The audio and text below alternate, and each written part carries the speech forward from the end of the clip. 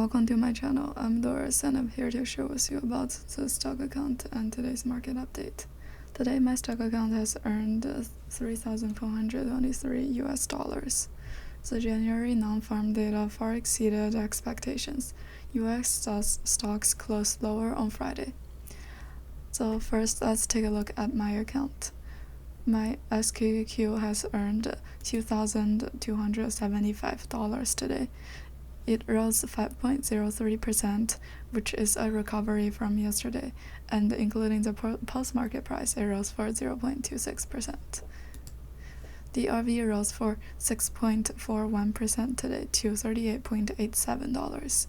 In the post-market, it rose 1.88%. So in total, today I earned $1,535 from the RV. Today the total earnings is $3,810 or 5.93%, including the post-market price. So right now the net asset of my account is $68,079.89. The Dow Jones Industrial Average lost 0.38% today. Nasdaq Composite lost 1.59%. S&P 500 lost 1.04%. The tech stocks all made a loss of around more than 2% today. The internet retail lost 6.42%. Consumer electronics, however, on the other hand, rose 2.27%.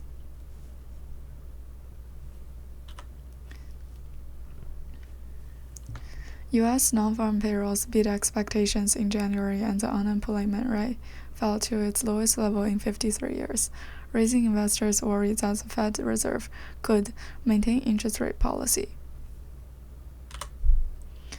Investors continue to report earnings from several large tech stocks. Both Apple and Google parent Alphabet has announced lower revenue and earnings expectations in their fiscal fourth quarter. E-commerce giant Amazon's earning results have also disappointed many. Out of tech stocks, the overall performance is not much better than the tech stocks. Companies such as Ford Motor Corporation and Starbucks all announced missed expectations. Friday's focus was on the January non-farm payrolls data.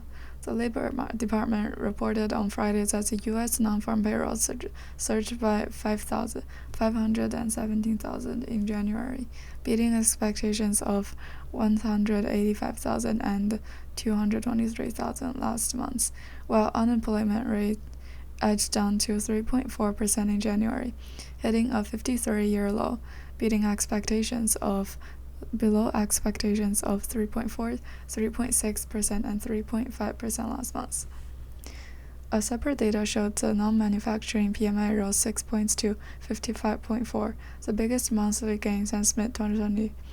A reading above 50 means growth, and the January figures beat all economists expected.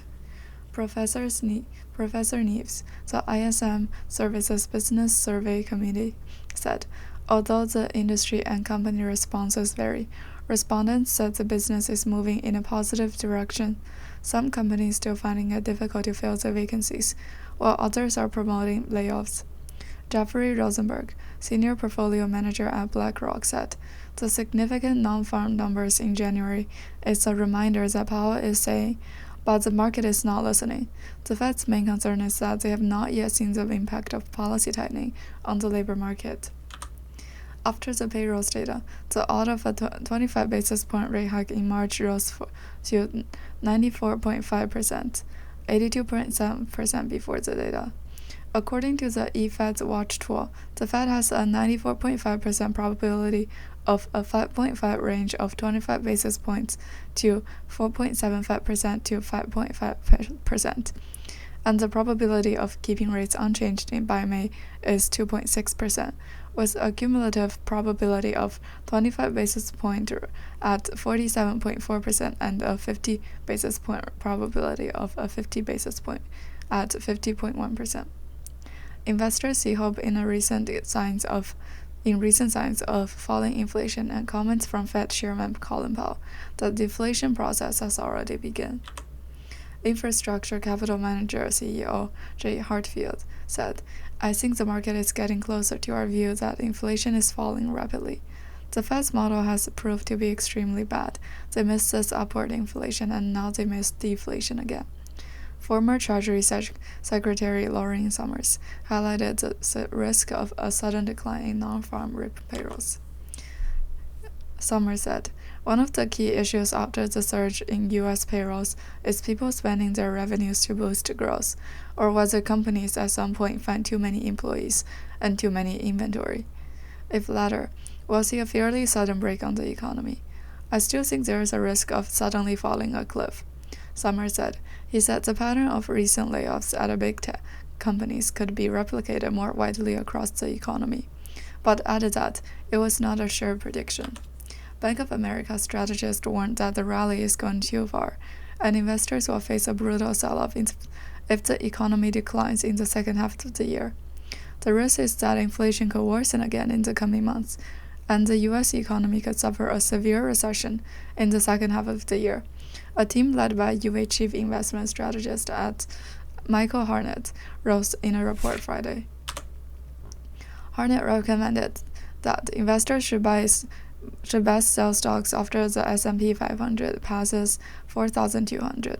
He expects the index to hit a first quarter high by February 14th. Michael Wilson, a well-known Wall Street short and U.S. stock strategist at Morgan Stanley, took a similar view.